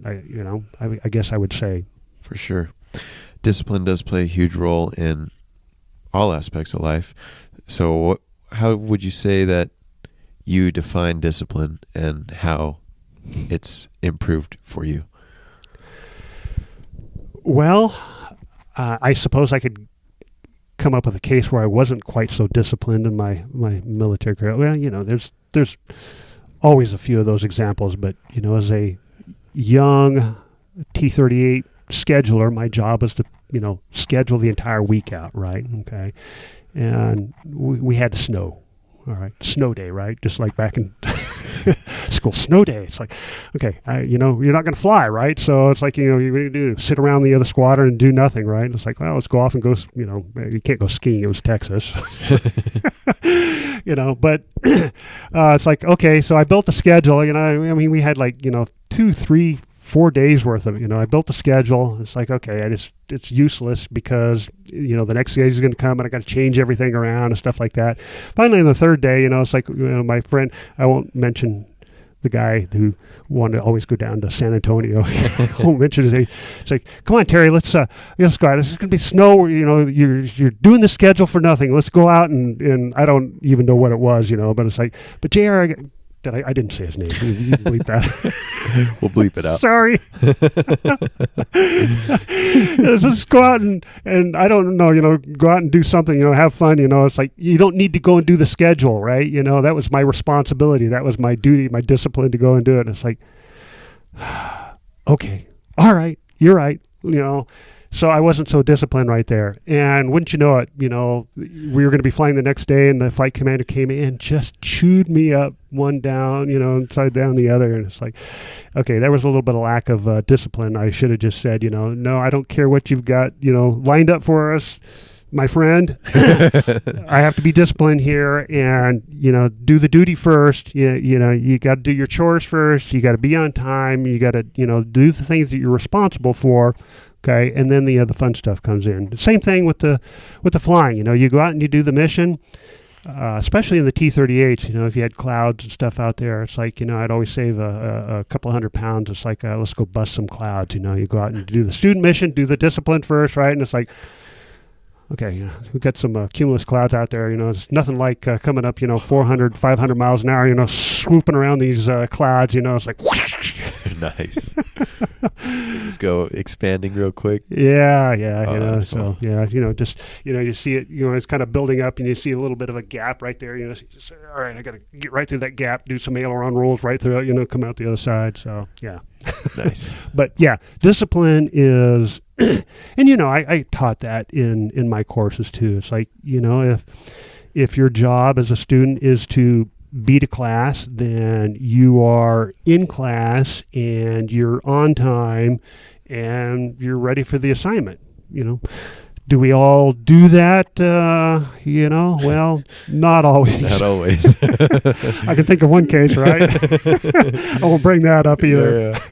But, we all break down a little bit. But, a professional is, more disciplined than not and does what they're supposed to, even when nobody's watching, right? and that's the key. That's your character.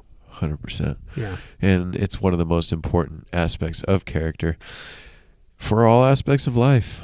And I've witnessed that, and it was something that our football coach taught us at a young age. He made us memorize the definition of self-discipline, and you pretty much matched it here. It's what self-discipline is: doing what you're supposed to do, when you're supposed to do it, without being told, without being watched, doing it right the first time, and doing it because you want to do it, not because somebody else wants you to do it. Yeah, absolutely. And as freshmen, we had to memorize that, and we'd have to repeat it every now and then. It seemed silly at first, but now it's like, that's such a valuable life lesson. It is. That's what carries you through life, and it's trust, when you've got that level of discipline and professionalism and stuff where, you don't need to be told what to do, what's right and stuff like that. Now people trust you, right? They trust you with, the things that they tell you, the responsibilities, the job, your relationships and stuff like that. Okay. And, society is nothing without trust. Going out to lunch today, you give a person your credit card, right? There's a level of trust that they're not going to go on and run off and do something with that credit card, So trust in everything is important. And really it does come down to that discipline and that character individually. And that's, if you're not necessarily born with it, right? This is stuff that you develop and you practice, and pretty soon it becomes your character, right? You build on it, and it's stuff that you enforce over time, and then you don't have to think about it, right? When it's part of your character. For sure. So for someone that's not in the military or football, whatever, how can they better improve and develop their discipline?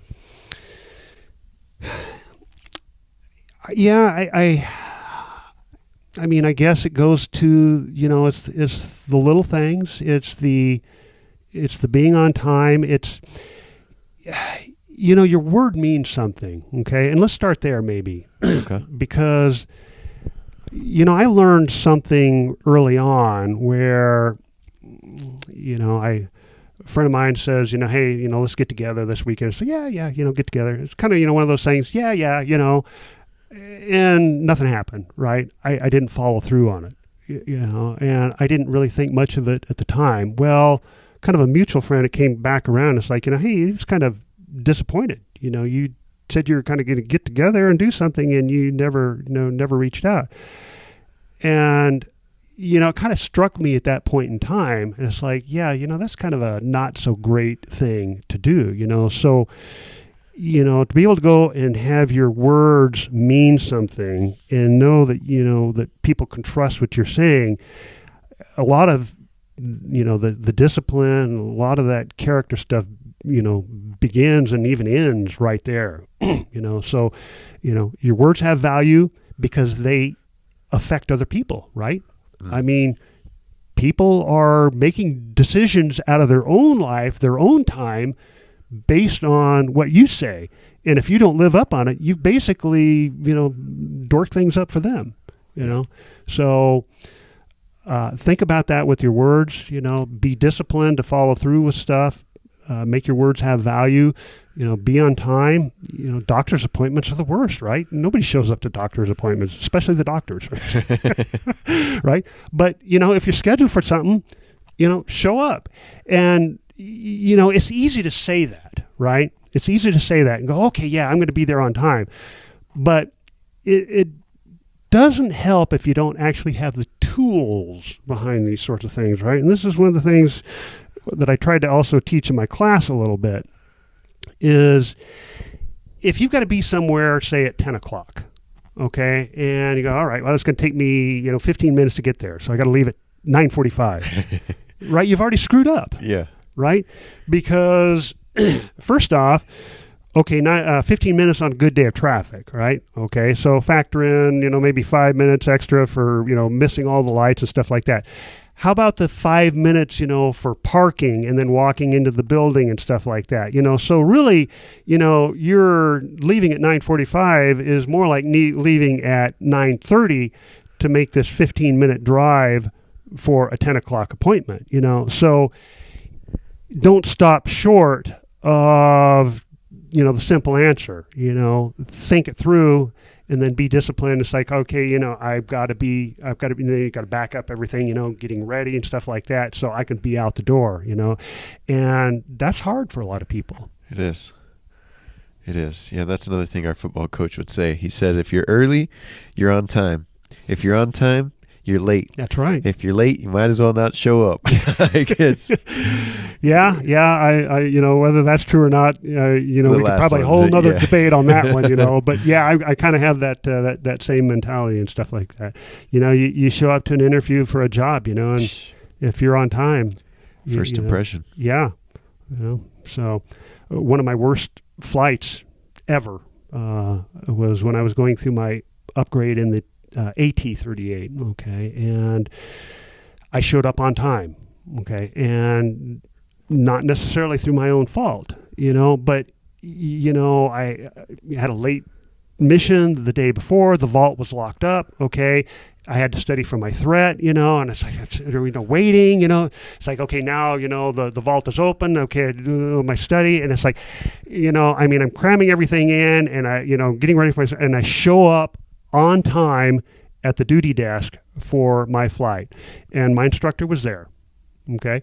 And his comment out of his mouth was, it's like, well, it's good for you to, show up. I was on time. It's like, okay, it's good that you're here finally, So he had an attitude. I hadn't flown with him before. But because you weren't early? I wasn't early. Gotcha. I wasn't early. That was the problem? And that was the problem, is I was not early. I should have been there 5 minutes at least, at the duty desk waiting for my flight ready to go, and it wasn't even my fault, at least I didn't have any control over it, and so he busted me on that flight. I think, one of the very few flights I ever busted in my entire career there. And he What does had that mean? failed. Oh, okay. Yeah, I went up there, and it was, learning basic fighter maneuvers in the T-38, which was configured for, fighter type stuff. And, it wasn't a great mission, but it wasn't something that I busted for. But, everything said and done, he had it in his mind already. Yeah. Because I wasn't early, Yeah. And That left a mark. Huh? That left a mark. It left a mark. I tell you what, I still remember his name, and I'm still pissed at him this day. It's like, I was in there studying for the vault, in the vault. I was doing everything, my due diligence, and you just had it out for that, my very next flight, I was with my normal instructor and stuff like that. And he goes, it's just this eye water, you did great. I don't know what the problem was, Well, I know what the problem was. He had it out for me because I was on time and not early. Well, I bet you were early to every flight after that. Yeah, for the skip most the part. vault. That was just one of these things. It was just kind of a chain of events and stuff like that. But yeah, there's there's not a lot of sympathy in the fighter community. Yeah, you get no slack, and you learn early on, at that point in time that if you show up on time, or God forbid late, you're done. It just doesn't work. Yeah, for sure. So you mentioned discipline is definitely one of the key characteristics required for a fighter pilot. What else is another characteristic that you would need or you should develop if you're an aspiring fighter pilot? Okay, I'll leave the sarcastic options to the side there, because I could think of a whole host of answers that to that one. But I would say, you've got to start early, all right, and you've got to be focused. For me, in high school, I was always good with the academics. Okay, so I've got good grades. One of the things that I was lacking with is I wasn't much into sports. I did fine. I just, that wasn't kind of my thing. So, I liked other things. And when it came time for applying to the academy, they wanted to see all of that stuff. So, their ideal candidate was somebody who was, was a team captain of, for football, had straight A's, dated the best cheerleaders, all that sort of stuff. And they go, yeah, Air Force Academy, come on in, So for me, I did learned how to scuba dive, did those sorts of things, and but yeah, you've got to stay focused in school to have good grades, okay, and start building that discipline early, I guess. Not to say that you can't go out and have fun and everything, but if you want to make it as a pilot, especially in the fighter pilot community and stuff like that, you kind of do have to start early, because the military is a young force, right? You come out of high school, and then you're going through either something like the academy, which is a military college, or college, and then do an ROTC. So the timeline is running. Okay, and you got to stick with it. Okay, if you take a few years off, or the grades are not good, and you got to start making things up and stuff like that, you fall behind in a heartbeat. So that's probably the most important thing, is just to get on that train and just keep moving with it and do well. So I don't know. Does that answer your question? Yeah. One step at a time. Just knock it out. Yeah. The military, one of its main purposes is protecting our borders and freedom. So you inspired me to become a fighter pilot at one point, and I applied, and I didn't get accepted, which, okay, it was potentially a blessing in disguise. I don't know, the whole COVID thing, and they would have probably forced me to get vaccinated. Who knows? But I've been thinking, and to me it seems like nowadays there's the fight for freedom isn't outside our borders anymore, and it seems like it's within. What do you think about that? Well, I guess I would say maybe let's refine or define the question a bit more in terms of outside threats, foreign entities within our borders, or personal freedoms relative to our own government within inside of our borders. Because, I mean, we got two of those things going on. Yeah, really. I think both of those are definitely threats. Yeah. Both of those are definitely threats. With the open borders, we've got who knows coming in. Who knows? Yeah. And there's definitely got to be some terrorists in there. Well, I've read stats recently, from media sources that I think, current estimate 13,000 convicted murderers, and then over 300 some thousand with criminal pasts have gotten past the other border. So, And not to mention Russian, Chinese agents. Yeah, Chinese agents. It's not zero. No, it's not zero. Yeah, I mean, the congressman Stalwell, whatever his name was, with the Chinese Russian agent, So I mean, that's a recent one where he was close contact with a Chinese Russian agent or Chinese national agent there, and so China has been. They've been tapping into our military secrets, our government secrets and stuff like that. It's a full-scale assault. I mean, war, as I've trained for it, I mean, if you want to take the bigger picture, it's always the last resort, right? Right. Breaking things and killing people, that's when all diplomacy breaks down. So there are a multitude of options, and especially these days, with the world interconnected via the internet, okay, and everything's so dependent on it that that's a battlefront. Oh yeah. Okay, and it is within inside of our borders. I mean, it's kind of a borderless sort of warfare, if you want to look at it that way, right? Yep. It's got its own cloud network. Constant cyber attacks. Yeah. And I mean, it's serious damage. Some of these, what was the latest thing that, I can't remember the name. They tried to go and do an upgrade on it or whatever, and it brought down so many corporate computers. The name I had it kind of escaped me. So, but, and that was not malicious, right? That was an update in software that was used with corporate computers that was pretty common throughout a lot of it, and the flaw in the update brought down all kinds of stuff. And I think I read one.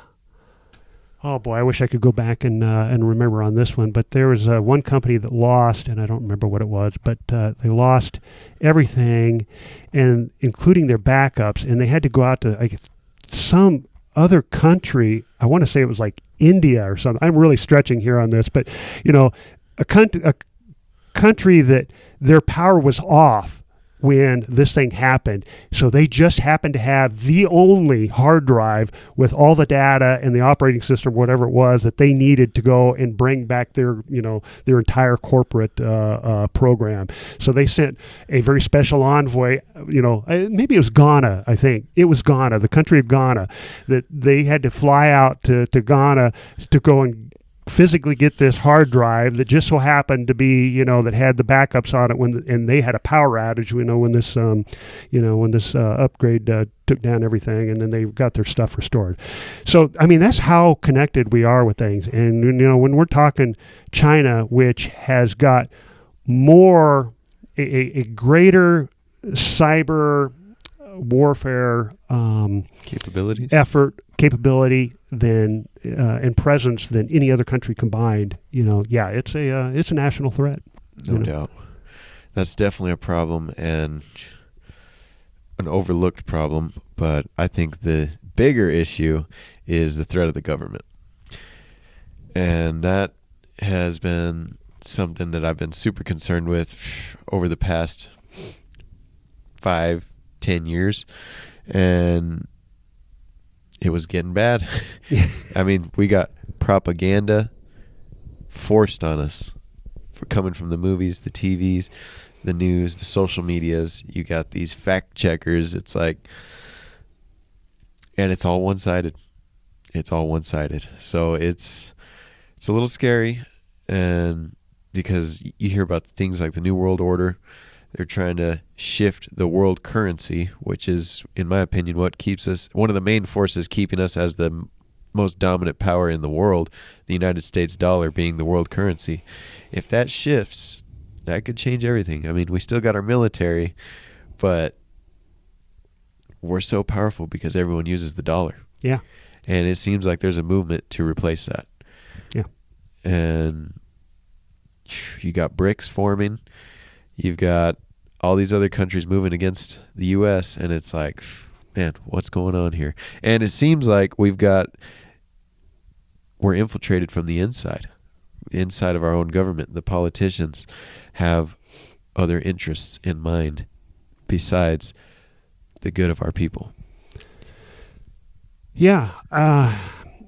Yeah. So, I mean, there's a lot, obviously, in what you're talking about here. I mean, we can talk about government and personal freedom, okay, and how that works, but talking a little bit more in terms of, globalization, I guess, is maybe where you're leading to here.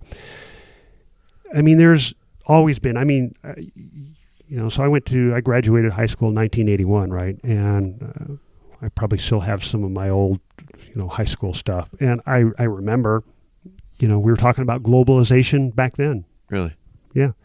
So there's always been a push towards globalization. I mean, I guess I can't always say always, but at least, from when I remember. And it's because, so I'll take a little bit of a roundabout path here. So if we start off with people and say, what is it that people want? That's an easy answer. They always want more. That's true. Right? That's true. Right? So governments are made of people. What do governments want? More. Right? Okay. Right. So, whether we're talking nationally in terms of a government wanting more and therefore less, from freedom from the individuals because the government wants more, or we're talking, society as large, globalization, governments want more, okay? I think it's just a natural tendency, certainly I would say there's a nefarious element to it, but there's also just a simple natural tendency that, that people want more control, more authority over as much as possible, okay? And so there's always going to be this push towards globalization, a one world economy, a one world currency and stuff, because, now we can kind of start talking, religion and politics and things like that. There are plenty of people who think that, once we get that, then all the strife goes away. Now we have the utopia that everybody hopes for because now it's all under one control. There's no more fighting. There's no more wars. There's no more, currency division and stuff like that. Is that true? Well, in theory, right? Just like Marxism and Leninism, in theory, is kind of nice, right? Yeah.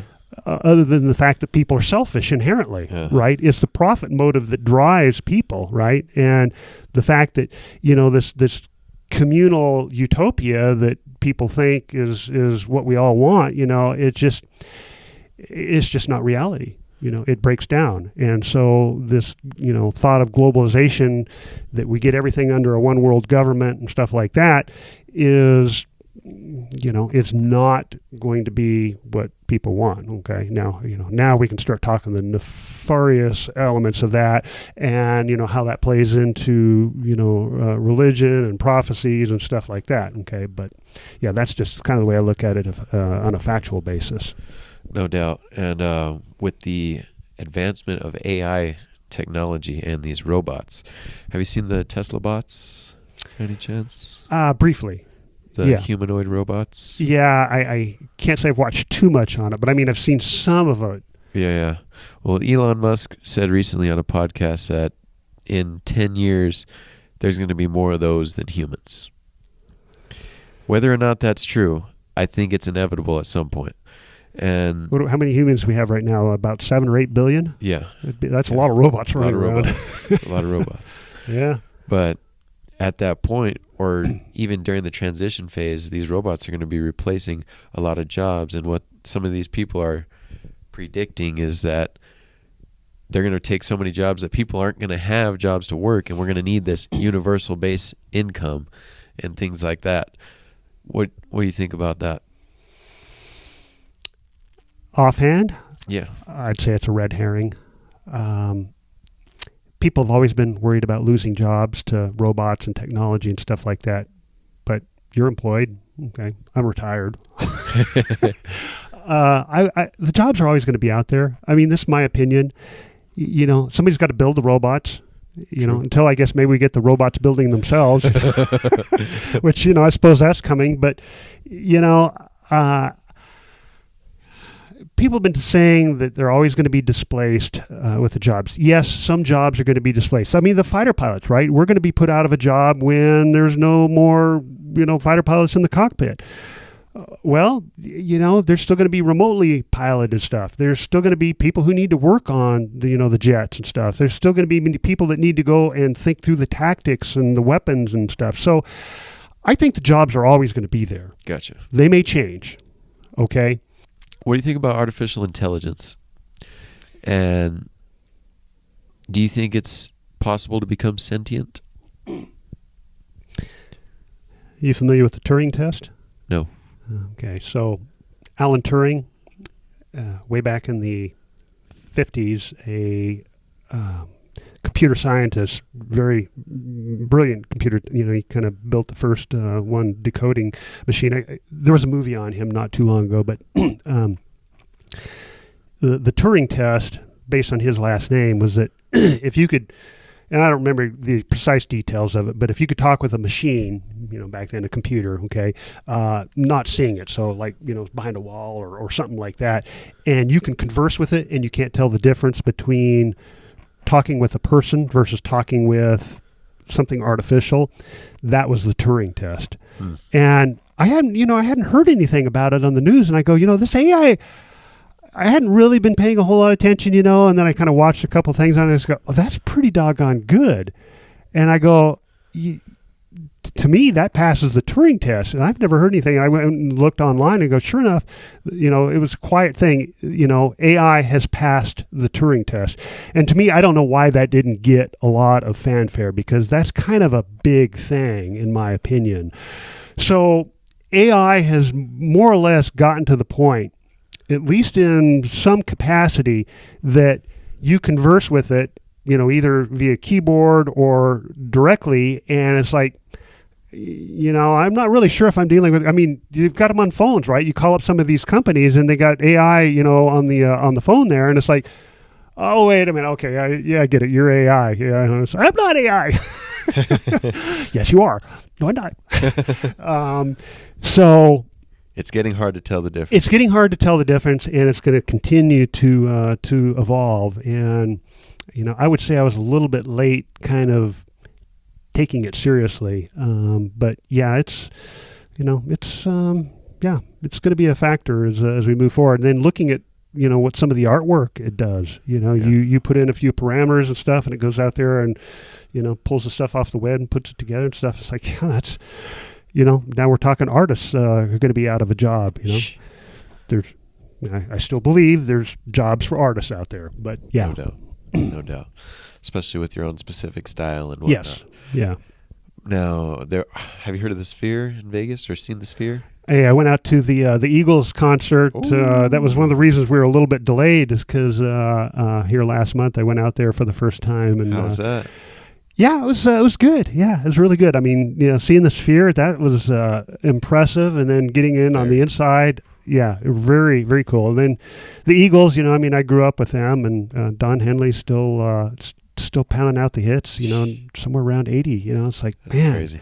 good for him Yeah. being a rocker for that long. Joe Walsh up there too, That's awesome. But and then Glenn Fry, it was his son up there, and he did a great job. So it was pretty cool. Pretty cool. Did you see the robots there at the Sphere?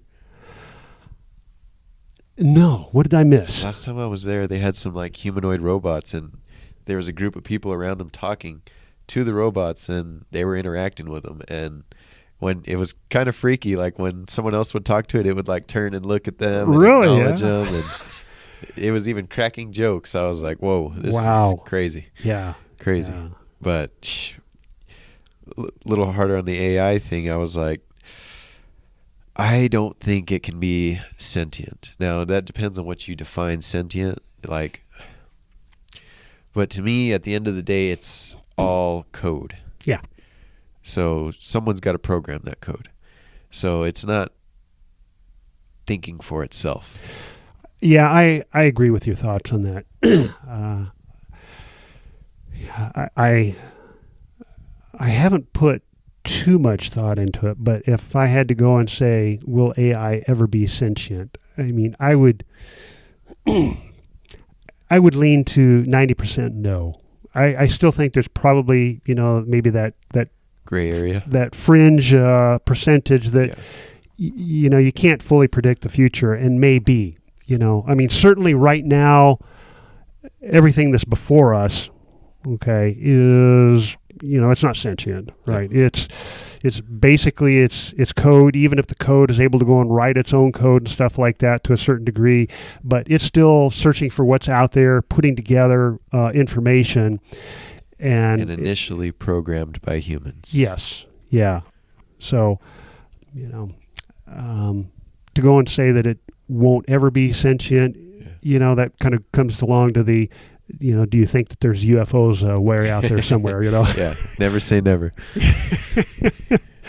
Me being a pilot, that's a common question that comes up. It's like, have you ever seen a UFO?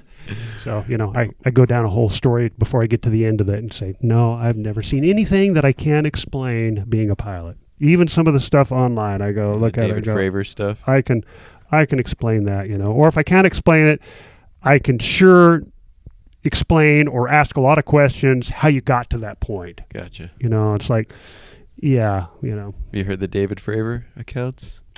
No. I think he was on Joe Rogan talking about some thing that showed up on radar 50,000 feet and 2 seconds later was at sea level. Had several accounts of it happening. They're like, what the heck is this? I don't know. It's one of those famous UFO stories. Yeah. From a Navy fighter pilot.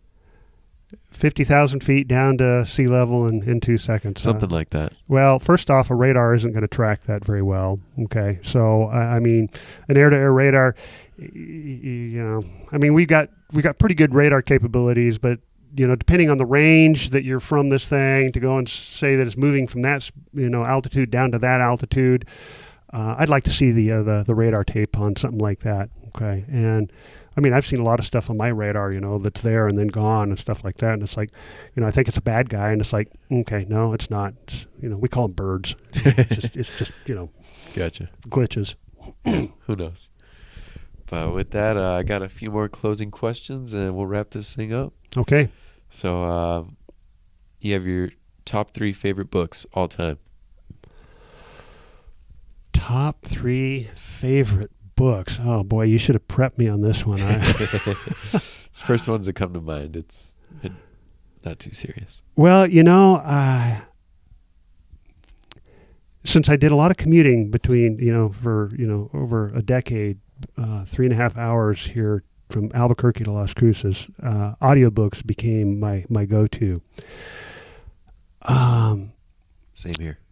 Yeah. There's one that talked about, Beneath a Scarlet Sky. Yeah, I think that's it. He was a young guy, and we're talking World War II, Italian. He was basically a spy, okay, for the Allies during World War II. And so he was in fascist Italy. Talking about his his adventures. I mean, everything that happened to him, during World War II. That was an incredible story. So Beneath a Scarlet Sky, that was good. And then another one, A River in Darkness, I want to say. And this was about a guy's escape from North Korea. And, what it was like living in North Korea and what he had to do to escape that. Wow. That was, you just shake your head. You think, we go through rough times sometimes here in the U.S., and what these people had to eat and survive and stuff like that, and what it's like to be in a dictatorship and stuff like that where authority has complete control. I mean, it's really unimaginable, So yeah, if you want to read a good one there. Boy, and then after that, the field's wide open on stuff. Skunk Works, that was a good one. Nice. Go back to Clarence Kelly Johnson, get into the engineering stuff. Is that like an autobiography? A little bit. It was self-account? Yeah, it was actually written by, so it was Clarence Kelly Johnson. He was founder basically of Skunk Works out of Lockheed Martin, and then his number 2 guy. And I'm sorry, his name escapes me, but I think he was the one who actually wrote it. So It talked a lot about that, and then we're talking the SR-71, the U-2, That's fascinating. all, and the stealth technology. So all that stuff, and we're talking, brilliant designers, and not just designers, but, how he ran the company, and what it takes to be a great leader, in an organization and stuff like that. And, you were in my systems class, and I actually went down some of his, top 10 rules and stuff like that. So that was a good read or good listen, as well. For sure. Yeah. Okay. If you could go back and give 18-year-old Terry some advice, what would you say? Oh boy, you don't want the real answer on that one. I am sorry, but I'm not going to give you the real answer on that one. No worries. Yeah. You got a backup? Do I have a backup? If not, we can skip it. It's worked out pretty good for me. I can't complain. I mean, I'll give credit to God on this, because, life could have gone many a bad turn along the way, and, I was a pretty straightforward, good kid and stuff like that. But, even so, I can think about a few things that, just hadn't worked out the way they did. It's like it'd have been a whole different story, So, yeah, good advice. Go to church, read the Bible. Stuff like that. That's. There is a standard. It's not a. Morality is not a societal driven thing. And the closer you follow that, the better you're going to do. And the times that I've strayed from it is probably the times that I'd have gone back and told 18-year-old Terry, it's like, no. Very powerful. Yeah. And drugs and alcohol. I got to bring that. I was fortunate never to go down that path. I don't drink. Okay. Never have. My mom, as a kid in grade school, before I knew anything, it's like, if anybody ever gives you anything, gum or whatever, candy, you bring it home. You don't eat it there, and that was kind of my thing. So, that will destroy everything, and there's no recovery, and there's recovery, but it's not easy, and there's no superpower against it, and I think that's one of the things that, you look at these celebrities, go, I could try some of the stuff and I'll be just fine. It's like, no, these people aren't, and just, never go down that path. And that is going to save you, heartache and pain. I've just seen it. My dad had problems with alcohol, so that's kind of why I always stayed away from it. And being in the military, alcohol, hitting the bars and stuff like that was standard fare. And I had my Coke, glass of Coke and stuff like that. I could still hang, stuff like that, but I never went down the path of alcohol and drug stuff. And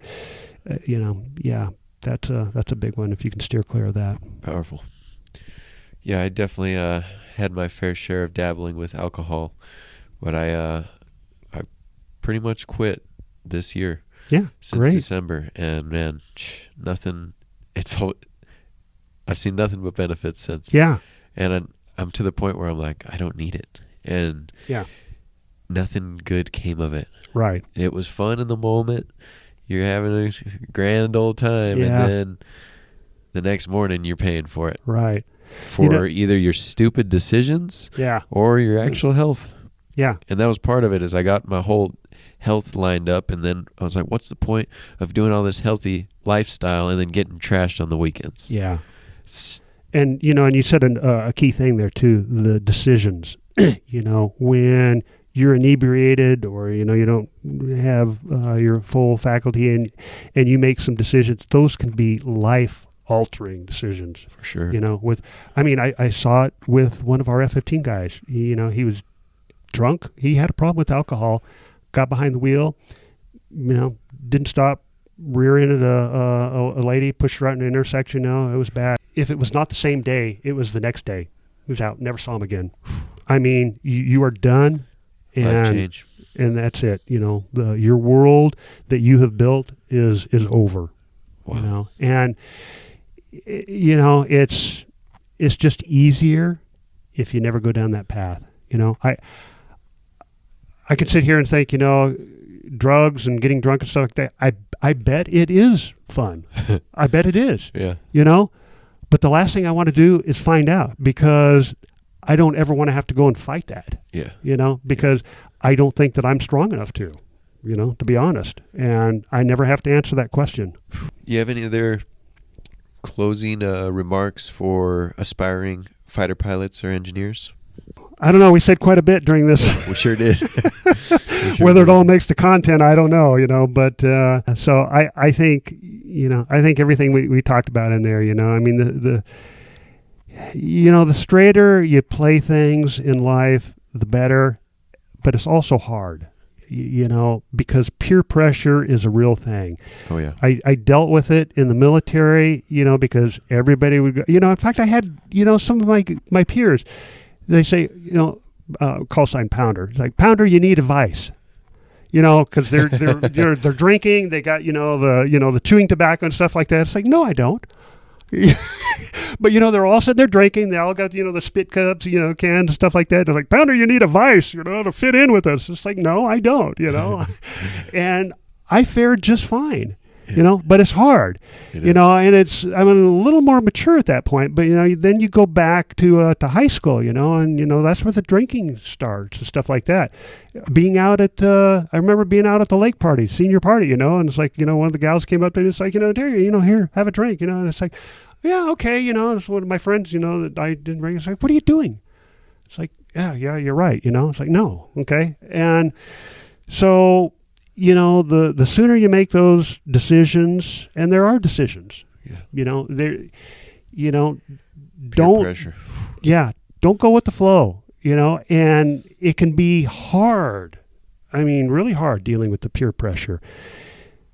But, on the outcome of that, every single time, I will, I'll stake my career, everything on it, 100% of the time, you're going to come out on top. You are going to come out better for it if you hold your own against your peer pressure.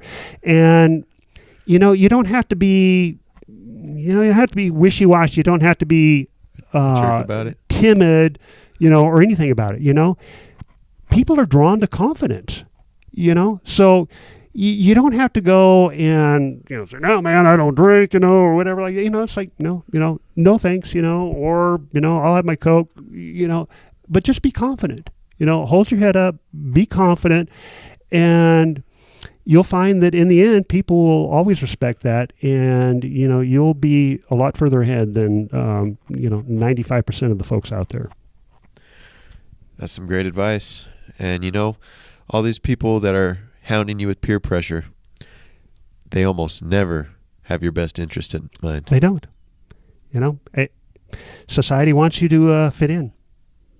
People want you to fit in. Be one of the crowd. Go with the flow. Be part of the one world society. It's all utopia if you join us and do all the things that's like that.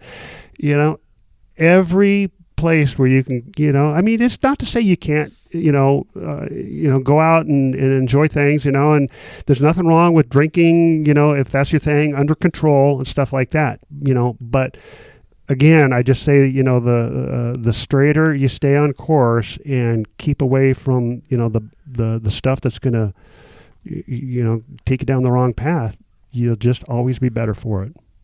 It's a great way to end it right there. Okay. The less you fit in, the more you stand out. Yeah.